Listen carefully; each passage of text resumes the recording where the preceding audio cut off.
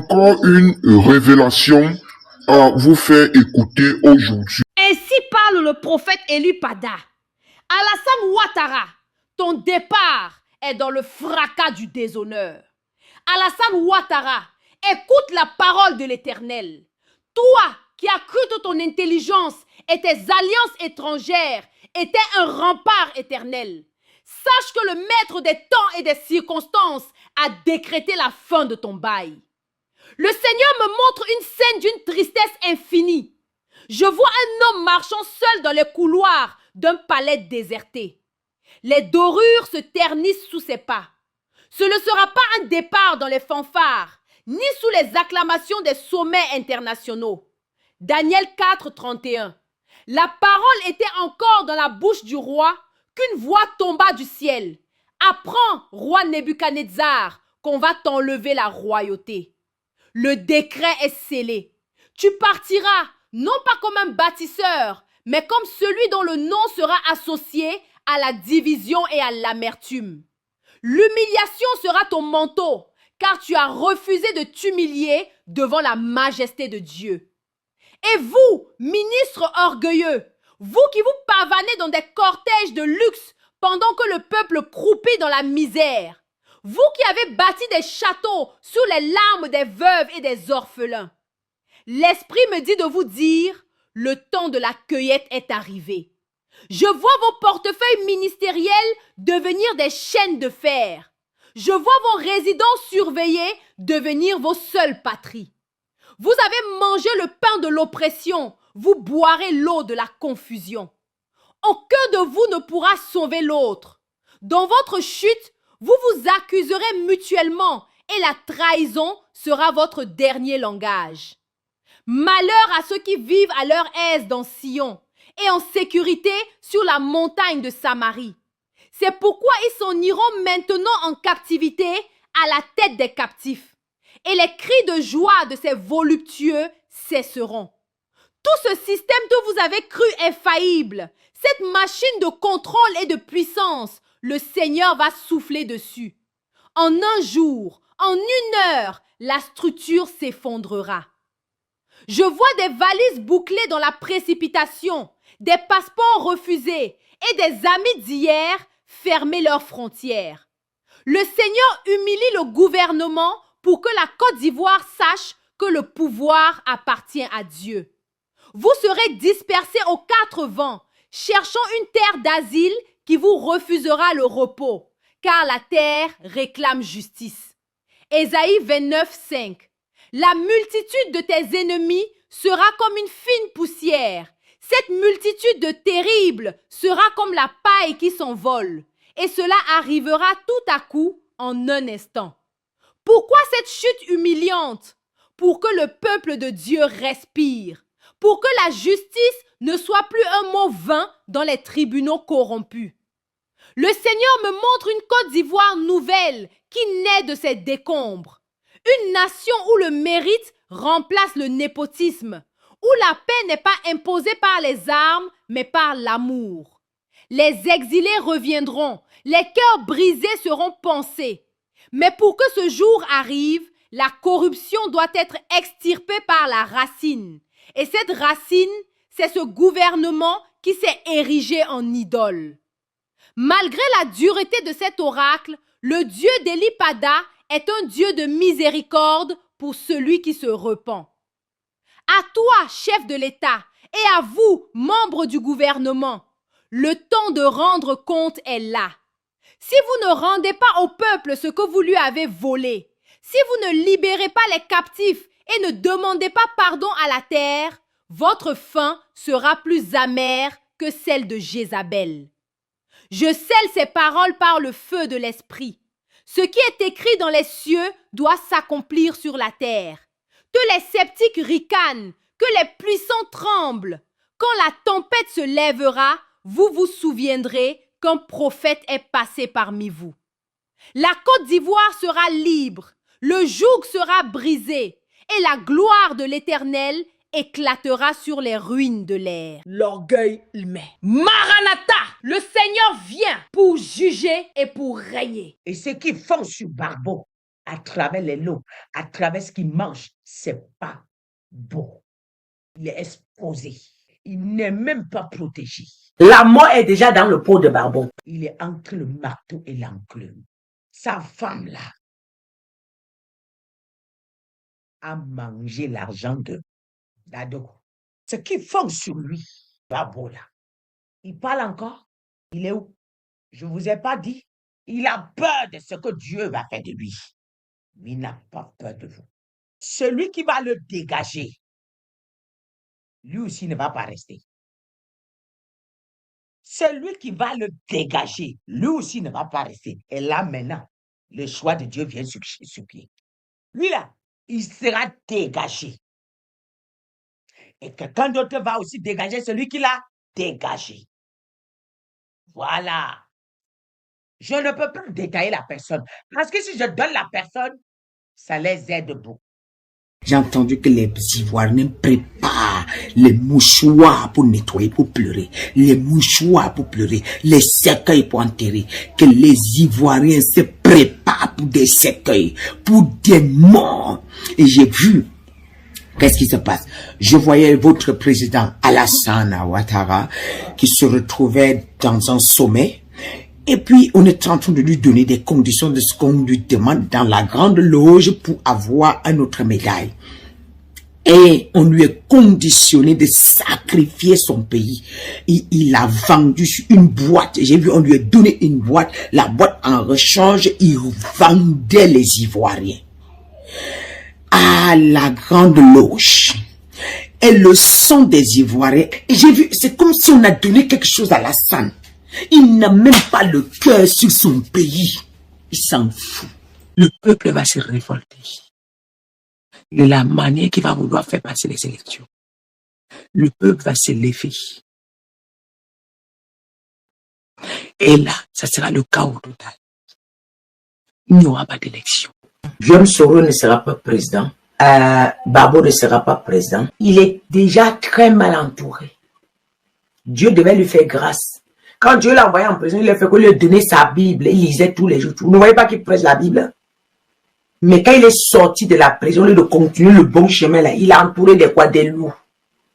Dieu devait le réinstaller au pouvoir. Il devait prêcher la parole à toute la nation ivoirienne. Barbeau et Simone Barbeau. Aucun d'eux ne peut être président. Barbeau méritait mieux. C'est dommage. Il est déjà détourné par des faux prophètes, des faux Baals, les qui prient pour lui. Les mêmes gens qui l'ont envoyé en tôle, les mêmes gens qui l'ont envoyé à la haie. Voilà. Il est sorti, il n'a pas compris.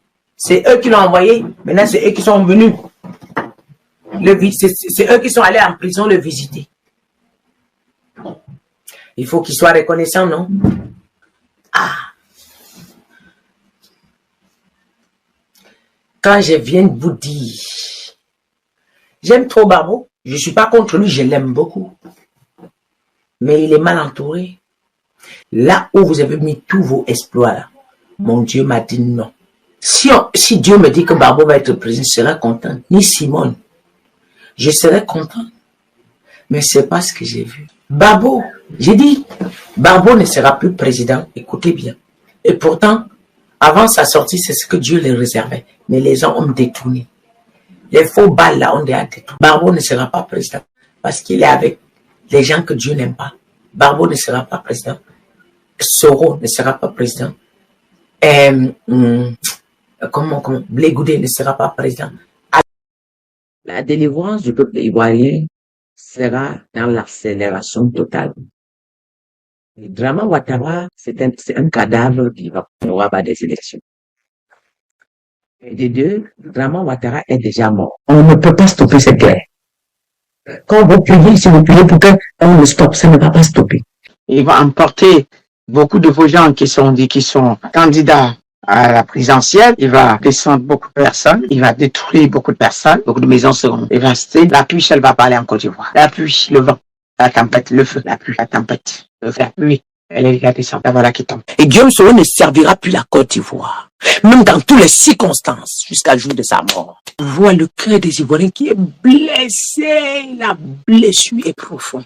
Et le Seigneur dit, après toi, tu es en train de mentir, que tu es en train d'organiser les élections.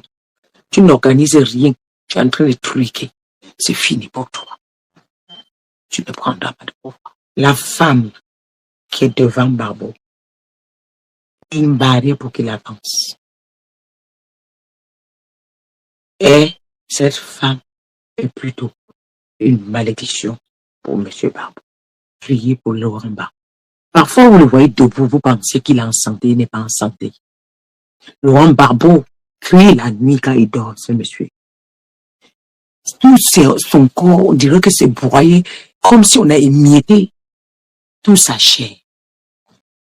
Barbeau n'est pas en santé. J'avais vu un repas qu'on avait pris, j'avais laissé un message. J'avais vu un repas qu'on a préparé, il a mangé. Ça l'a affaibli. Et ça a manqué, donc ça a vieilli ses os. Ça a vieilli ses os, ça a affaibli ses articulations. C'est ce que j'avais vu. Même si on lui donne le pouvoir, ça ne sera pas entre ses mains. Ça sera entre les mains de Dadine Barba. Ça ne sera pas entre les mains de Barbeau. Il n'aura rien à dire. Il est contrôlé. À cause de toi, maintenant, le sang va couler. Il n'y aura pas de vote. Les ministres, tous vos ministres, les ministres de l'Alassane Ouattara, ont des maris comme hommes. Oui, tous les ministres de l'Alassane Ouattara, sans exception. Ils sont ce sont tous des roues. Ils sont obligés de dormir avec des chariots des hommes pour pouvoir rentabiliser le compte de ce qu'on les exige de donner. Et les femmes de tous ces ministres souffrent. Je vous dis, les femmes de tous ces ministres souffrent, ils ne les voient pas. Les femmes des généraux là, ils souffrent, ils ne les voient pas. Quand je vous parle, vous allez me dire non aujourd'hui. Demain, vous allez venir me dire que la dame, c'est finalement. Quelqu'un a dit finalement l'autre jour, finalement, on finit par croire. Le temps attend la tête d'Ibrahim Traoré.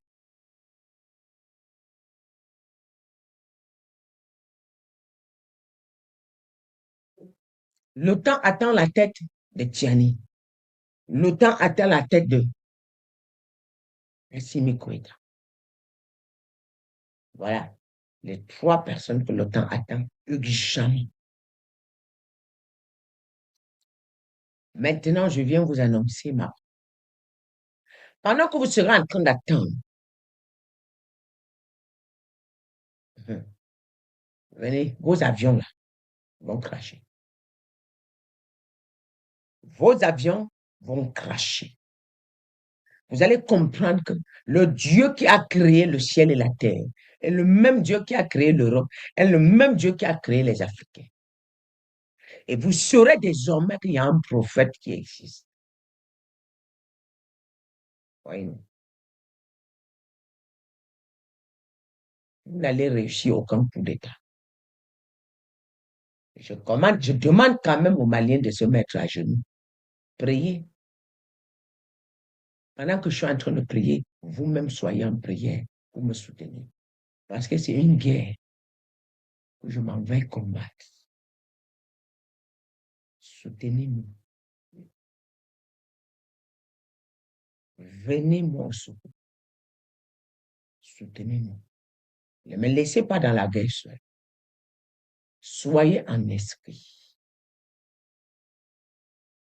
Ne me laissez pas dans la guerre seule. Soyez en esprit. On verra si c'est vous qui avez accouché Dieu, ou c'est vous qui avez créé Dieu, ou c'est Dieu qui vous a créé. Pour que vous renversez Ibrahim Traoré.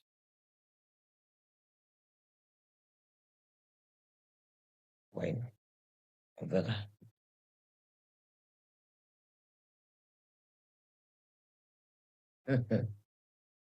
Je vais commencer sur vous cette nuit.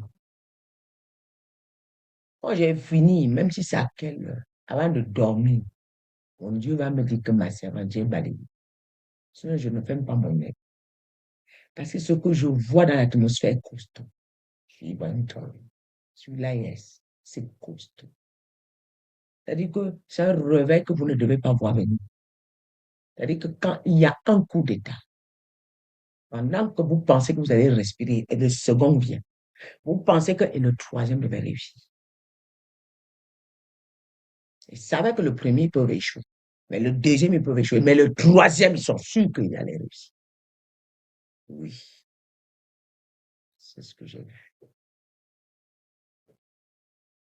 Ils vont aller un peu loin. Ils ne vont pas nous dépasser. Pour des personnes qui s'inquiètent, qui ne me voient pas, je suis là. Tout va bien. Je suis en santé. Mon père veille sur moi. Je vous dis,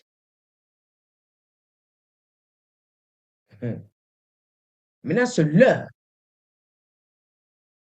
où toi, Madame Alassane, tu as dit que comme on a bloqué tous les chemins sur lesquels tu te nourrissais, tu veux retourner vers les jeunes, tout est bloqué. Aucun sacrifice que vous allez encore faire, aucun sacrifice que vous allez encore faire qui va réussir. Et nous allons voir si c'est moi qui a tort ou c'est moi qui a dû. Alassane, ça chauffe sur toi. Ça bouffe. Tu te dis que si tu renverses l'AES, peut-être c'est une chance pour toi. Que les gens te soutiennent encore. Non, le temps arrive où ça va s'arrêter. Et je viens vous annoncer, l'heure de mes déplacements est proche. Car l'Éternel m'avait dit, en 2026, tu peux accepter les déplacements. Donc, les organisations doivent commencer sur mes déplacements.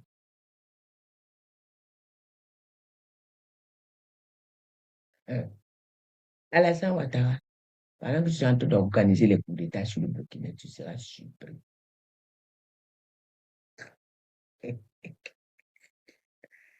Tout est bloqué, saturé. Vous et vos, comment on vous appelle? Et vous et vos alliés. Vos alliés sont des faux pasteurs, des bails. Je rebondis sur quelque chose. Marcelo Tunassi concernant son dossier avec Blanche. Tu as voulu éteindre le dossier. Tu as voulu tuer le dossier, mais tu ne peux pas. Dieu est derrière. Tu vas aller au tribunal. Marcelo Tunassi, tu sais ce que j'ai vu? Tous les gens t'ont abandonné. Quand ça a commencé à chauffer, Esther a pris ses clics, elle est partie. Et tous les gens là, ils t'ont abandonné, ils sont partis. Et tu es devenu célibataire. Et tu es devenu célibataire. Ça sont des choses, je vais m'occuper de vous. Laissez ça. Et tu es devenu célibataire. Marcel, tu te retrouves en prison, il n'y a même pas une femme qui viendra te rendre visite.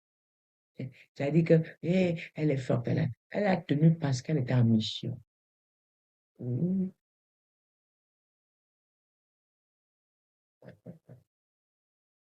J'ai dit, Marcelo Tunassi va faire la prison. Tu sais qu'il dit en train de là. Il dit, non, tu sais qu'il dit, va baisser les bras. Oui. Parce que ça brûle entre les mains, ils ne peuvent rien. Marcelo va faire la prison. Vous pouvez m'insulter. Vous allez dire ce que j'ai dit. Je vous avais dit avant, vous m'avez insulté. Non, c'est vrai. Marcelo ira en prison. Sa femme est partie.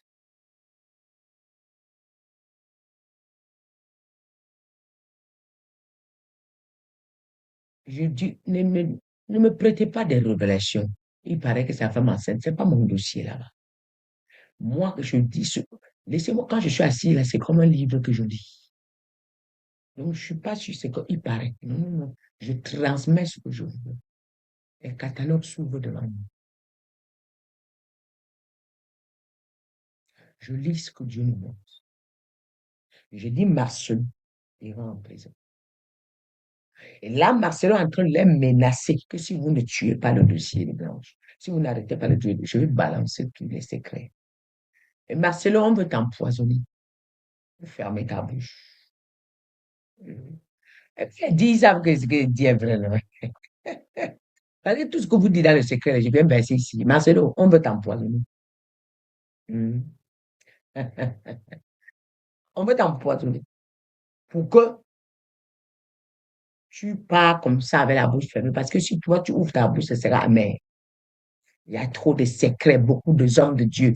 Hey, il y a Karambiri qui est en train de, qui a peur que tu ouvres ta bouche. Karambiri, Ivan Castano et Mohamed Sanogo. Donc, ils sont en train de mettre une stratégie pour empoisonner Marcelo, pour que Marcelo ne parle pas. Parce que Marcelo a dit que si vous n'arrêtez pas mon dossier, parce qu'on avait garanti à Marcelo que tant que Marcelo avait la franc-maçonnerie, rien ne peut l'arriver dans ce monde. Voilà maintenant comment quelque chose est en train de l'arriver et il ne peut pas arrêter. Là, il ne peut pas arrêter parce que Marcelo veut qu'on l'arrête, qu'il ne parte pas en prison, qu'on étouffe le dossier de Blanche. Voilà. Et ils ont dit que mais c'est déjà trop facile, on ne peut pas. Marcelo dit menace que si vous ne faites, moi je vais tout dire, je ne peux pas partir seul. Je ne peux.